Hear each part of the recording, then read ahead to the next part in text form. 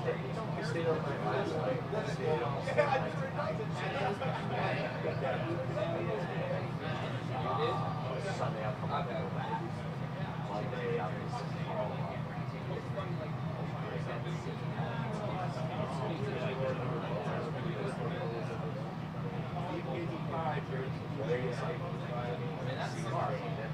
I liked actually, I didn't mind Yeah, it's really good. I like what you're trying to Like the material of the shirt? By minimizing it the way I did. Yeah. The only other thing I have to consider is the material from the last everyone else that's broken up after they look here. IMAR.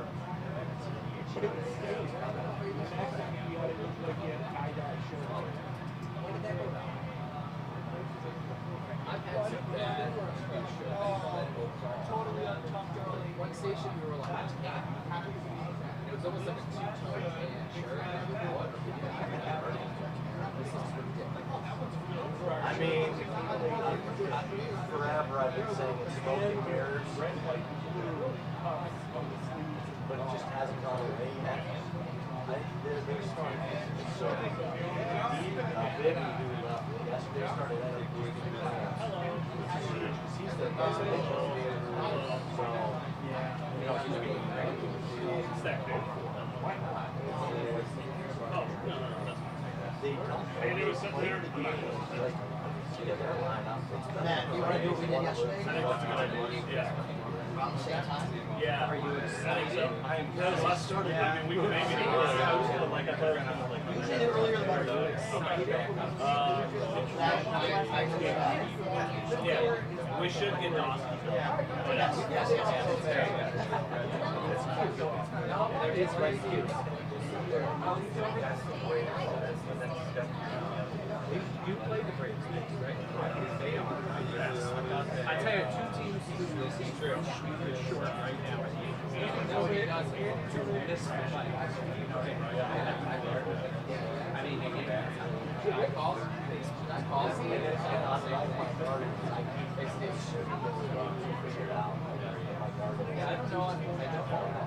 don't know. They're running out of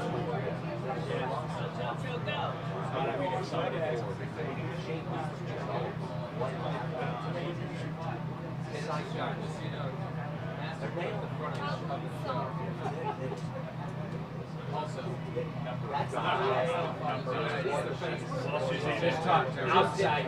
outside drop off.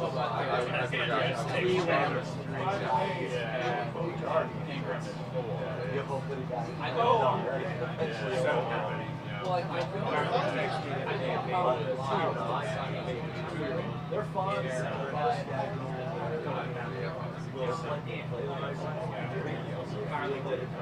I was going to say, your other daughter was like really, really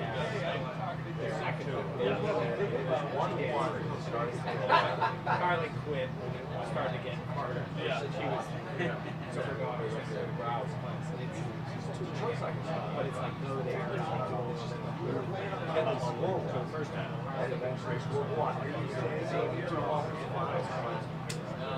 She didn't make it.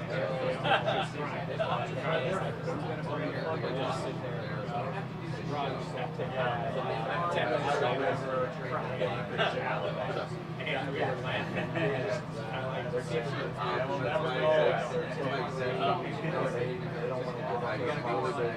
How good he's played good, but all props to him.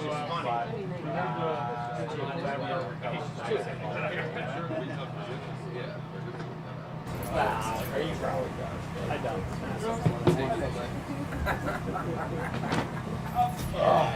Good morning. Morning.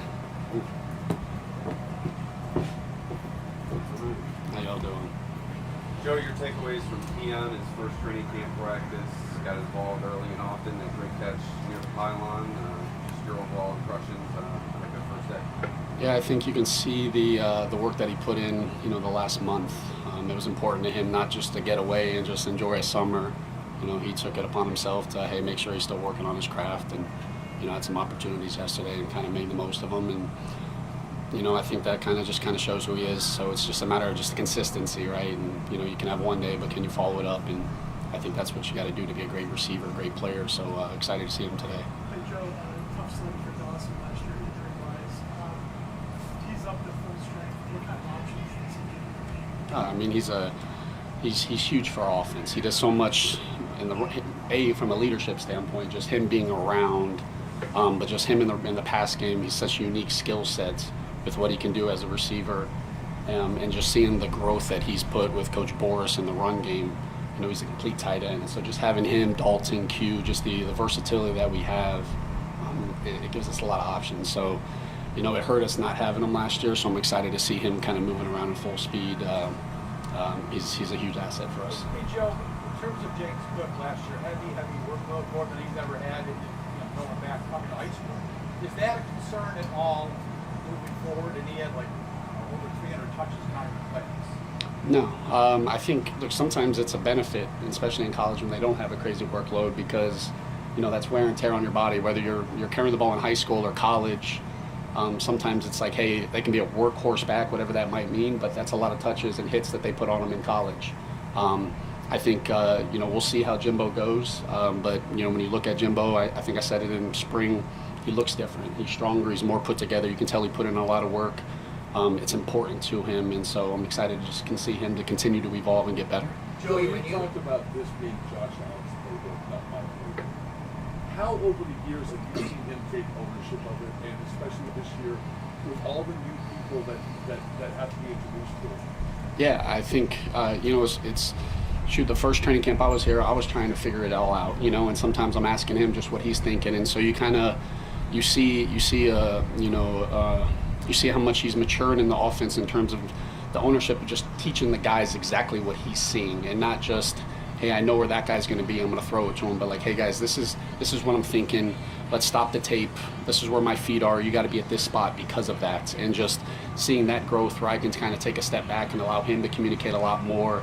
I mean, it's been a lot of fun, and he kind of has to do that because we had a lot of receivers in the past that have played in this offense and kind of already knew those things, and so it's been a lot of fun just seeing him just kind of take that and kind of roll with it and understand how important it is that we do have new guys, and that it's important for them to understand what he's thinking, not just running a play, because at the end of the day, they're the ones out there doing it. And so that's what I love about training camp. That's what I love about being here, is he's with those guys at all times, and they're just they're attached to his hip, and it's fun to watch. You took over with 8 games last year to go. You can't install a whole new offense, obviously, and have some things that carry over.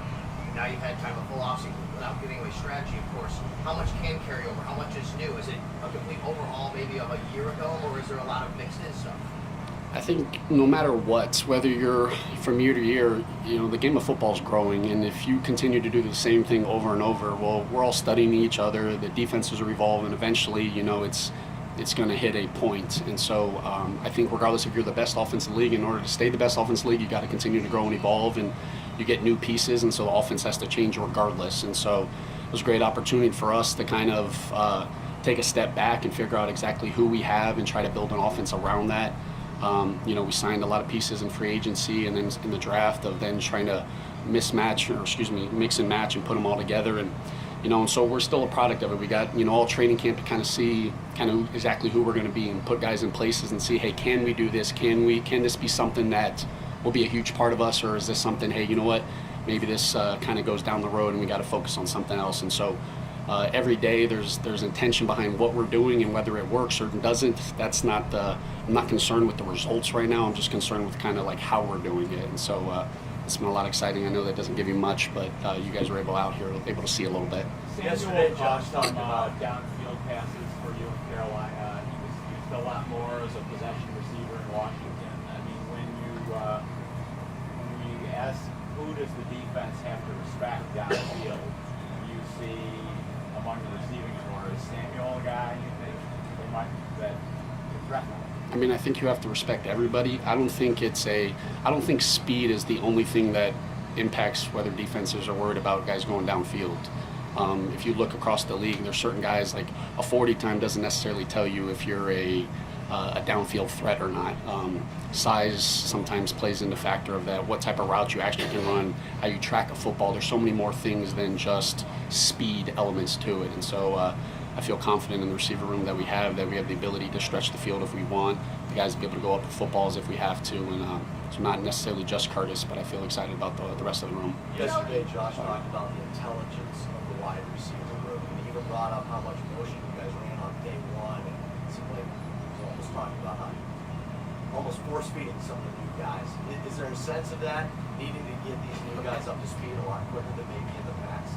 No, there's not. I mean, there's always an urgency, right? This is the NFL, but I'm the big believer, and there's a reason the guys that we have in here, the character, the intelligence that you kind of talk about, that was a big reason they're here. And so you're able to do those things because of the personnel that you have. And I think it's important. I want guys to mess up now. Like, there might be times where we mess up in practice and I have a smile on my face, and I know that's such an awful mindset, but I want the guys to be okay with failing because it's an opportunity for us to learn. But if everything always just goes well, then sometimes we're not learning as much watching tape. And so if you put a lot on their plate, not too much, and so that's a struggle that I always have. Is like, hey, what's the fine line? But I think if you put a lot on their plate, it really puts a lot of onus on them of making sure, hey, I'm the attention to detail of, hey, can I handle it? Because it's such a new room. This is tight ends, receivers, running backs speaking. It's all new, and if it's important to them and they can show that they can handle it, they can play, because you're going to earn every rep. And so, I was pleased with seeing how the guys were able to operate and communicate yesterday. Hey,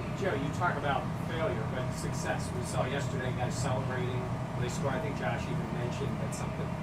What's your philosophy on that? It's practice, you're going against your team, but when you have success, touchdowns and all that, guys embracing the success that you have here on practice. Yeah, it's I grew up, and there was times where it was like, hey, act like you've been there before. And so I completely understand that. But football's hard.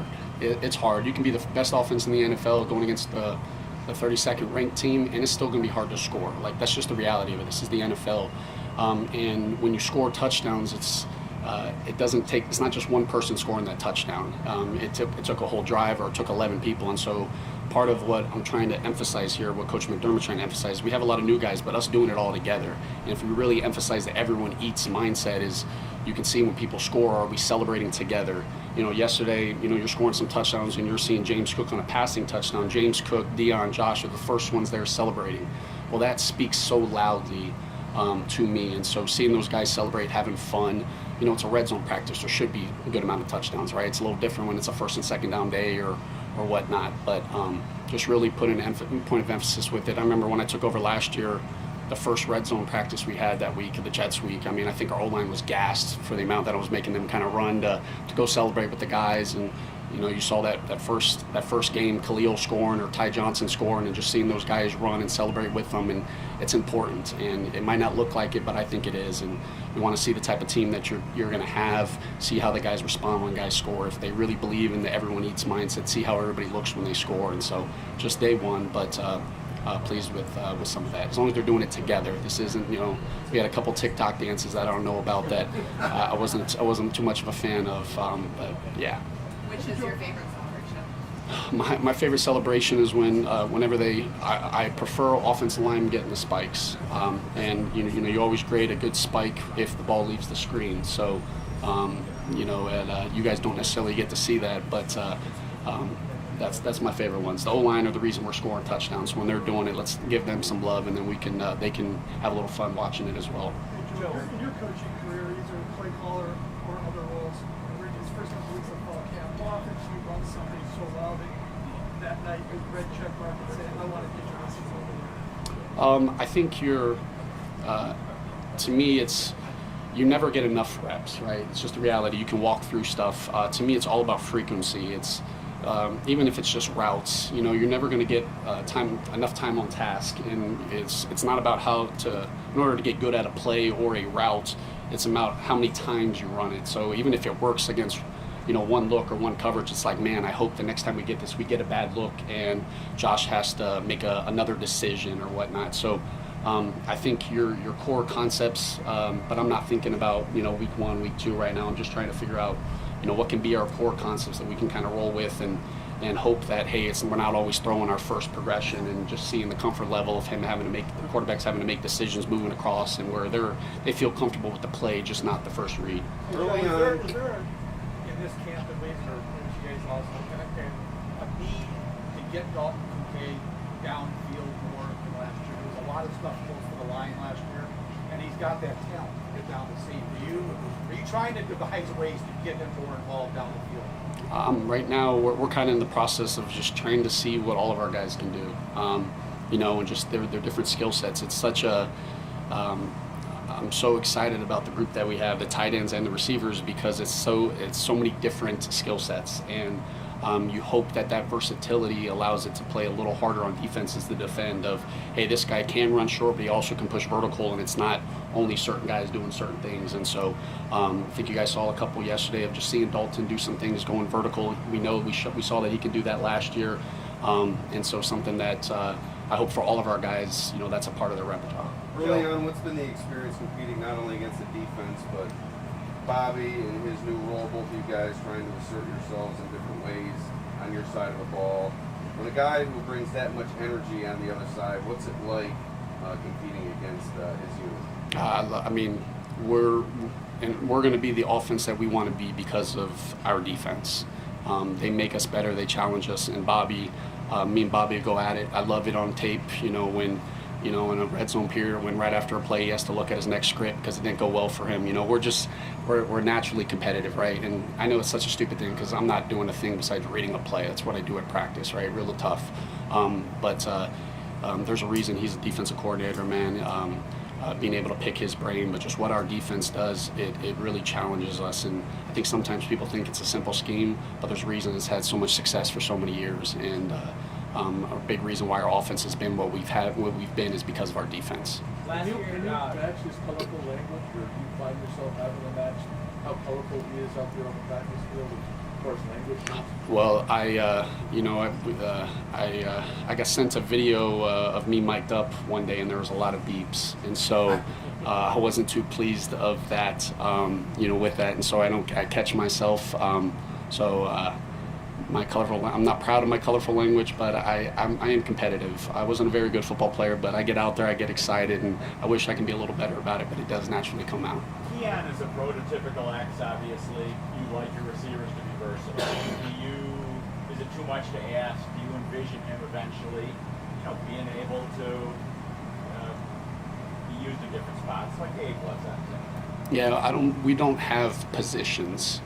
I think in order, the way that we taught the offense, we just taught everything conceptually. These are 3-man concepts, these are 2-man concepts, these are full field progressions. And so if I ask the guy, hey, what do you have on this play? They should be asking me, well, what's the formation? What position am I playing on that play? Not like, hey, I'm the X, so I have this. And so it really forces the guys to understand, like, hey, on any given moment, you can be on any of these spots and you got to know it. And formationally, we can change it, move it around. So that was a big thing, a big point of emphasis. I don't want the guys memorizing a play and what they have, that specific route. They got to know it all. And so that's been a big point. Joe, what do you need to see from Khalil Shakir throughout the early part of the training camp this season to kind of show he's taking that next step and evolving in this offense? The last 10 games of the season, Khalil Shakir is, as consistent as they come. And, a big thing I told him is, like, I don't need him to feel like he needs to do anything more. He doesn't, just continue being Khalil Shakir.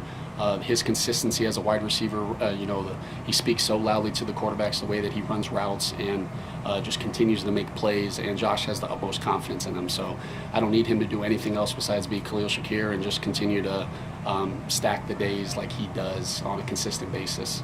Behind James, you have quite a few guys battling for spots.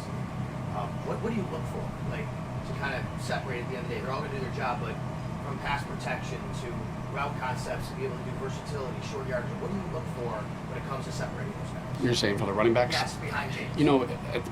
The reality of it with a lot of this stuff is, like, right now we're still in just helmets. Like, football's played in pads. I can say the same thing with the wide receivers. Like, when the pads come on, I want to be able to see who plays with size and who plays with pads on. Same thing with the running backs, right? And you want to be able to have complete running backs that can be able to play, run out of the back and make run the football first and foremost, and then be able to make plays out of the backfield and protect where, hey, when certain guys aren't on the field, defenses know what's kind of happening. And, you know, so that's a big point. Everyone's going to have to earn it, but to me, specifically with the running backs, like I just want to be able to see how they play with the pads come on. And I know that's such a, you know, a cop-out answer, but that's an important thing for me. And I know it's throughout everybody, like I know the results I'm kind of talking about, but like I'm a big proponent of just because we had success on a player, just because they did it right, if it's not the way that we're asking of it, we're not going to be like, hey, good job. And then when they do the exact same thing and it doesn't go wrong, we're correcting it. And so really just trying to harp on the how right now with the guys. And so it might be a one-on rep that a guy loses, and it was my favorite rep in practice because he tried working some of the technique that, you know, we're trying to preach that's going to allow him to ultimately have success in the long run. But he might have lost that rep, and it might look like, man, I lost the rep. Well, if you do the way that you might have won the rep but the wrong technique, eventually it's not going to work. And so that's a big thing that we're kind of working on. And with the running back room, when the pads come on and pass pro is, you know, some of it you don't do in college for some of the young guys now. I know we drafted some that obviously had to do it, but that's always the thing when the pads come on is seeing how those guys kind of respond with it and to our technique and how we kind of do it. And as long as they're working that, that's what I'm more concerned with than the results of how it kind of works. Offense building trust with each other, feeling comfortable around each other, building chemistry, whether it's on the field, in the meeting room, or off the field. What do you want to see out of this group over the next 2 weeks? You know, we kind of started this back, you know, the first meeting we talked about in the off-season training. Like, I really believe when it's, you know, when we're playing, you know, with an opportunity to go to the Super Bowl and it's the last drive of the game, and Bill Walsh talked it, you know, way back when of, you know, when Josh gets in the huddle and he looks around and there's 10 other guys in there and they're all looking at each other. You know, they're playing because they love one another, and they're playing, you know, not just with each other, but they're playing for one another. And in order, that's going to have success. Well, you do that because you build it from the off season to training camp, and those guys taking upon themselves to go to Nashville or do things together. That's what I think is so much. It's so much more than just what you guys see on the football field, and that's what we're trying to promote here is that intentionality about not just being around the guys, but being about the guys because we enjoy being around our guys and we love our guys, and then we're going to do whatever we can so that he has success. And I think that leads to success. And so that's a big thing that we're kind of preaching here is making sure that you're with your guys, your boys, and doing everything you can together. And I think that leads to success. Joe, what's it about getting to know a little bit more about Matt Collins? Interesting personality, no shoes, no utensils. What's it kind of been like getting to know him? One of my favorite players. Honestly, probably one of my favorite people I've ever met. You know, like he's, you know, he's. I'm becoming more grounded because of him. You know, started walking around barefoot yesterday. You know, and you look around, there's 10 other guys barefoot, right? And so, but that kind of speaks to who he is. Like guys want to follow him. You know, he's the first one up here yesterday. You know, he was here before the strength coach. You know, he's out here working, you know, dripping in sweat. It's 5 a.m. After practice, you guys see, he just doesn't want to stop. He just goes. So much energy. I love his style of play, the way that he plays, but his personality, man, it's so fun. And we really embrace that here in Buffalo. Like we want guys to be themselves, and I hope the city of Buffalo enjoys him walking out in the snow barefoot. I don't know if that's going to be a good idea. He hasn't really had to experience that yet, but just embrace. You know, the city of Buffalo does a great job in this organization. Embraces, you know, the guys for who they are, and Matt Collins is going to be a stud for us, both on the field and off. Appreciate you guys. That's not my phone. While we have everybody here, I'll tell y'all the shooting period. 2, which is the stretch. Not during offense. Obviously. 3, only on the side field. And period 4 until 7-on-7. So the first 15 minutes. Y'all got that? Yeah. Obviously, we can answer any other question. A post practice? Yeah. We have Dalton Kincaid and Will Shapiro. And Honda. Yes.